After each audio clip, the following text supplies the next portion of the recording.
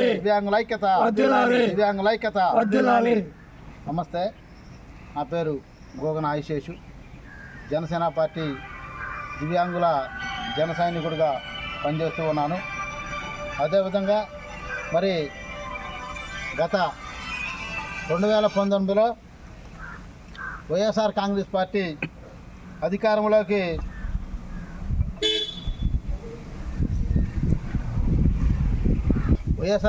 Party అధికారంలోకి రాకముందు చంద్రబాబు గారి ప్రభుత్వం వెళ్ళిపోయే ముందు ఒక్కొక్క నియోజకవర్గంలో 4,000 మంది దివ్యాంగులు పెన్షన్ తీసుకుంటూ ఉన్నారు.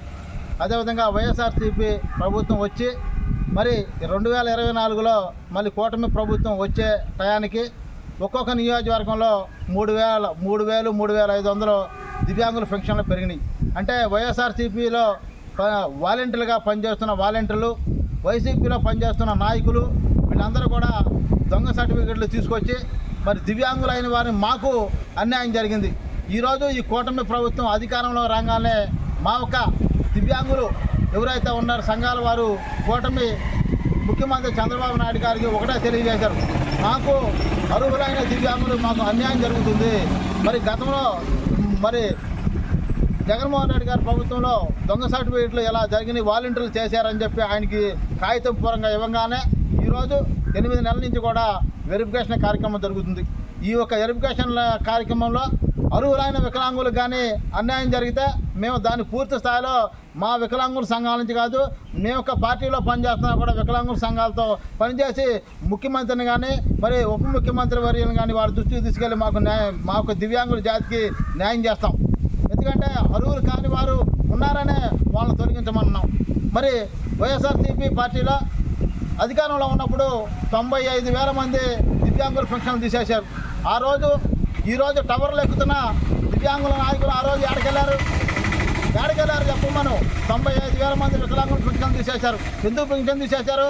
వాళ్ళ ఇంట్లో అవుట్ సోర్సింగ్ ఉద్యోగం ఉన్నా, లేదా ఒక కారు తోలుకొని జీవనం గడుపుతున్నా, లేదా వాళ్ళ ఇంట్లో 300 యూనిట్లు ఉచిత కరెంటు కాలుతున్నా కూడా ఆ ఇంట్లో వికలాంగులు వృద్ధులు పెన్షన్లు తీసేసిన ఘనత వైసీపీ ప్రభుత్వాన్ని. ఇప్పుడు టవర్లు ఎక్కిన వారి యొక్క నాయకులది అనమాట. ఆ రోజు ఏం చేస్తున్నారు? నిద్రపోతున్నారా?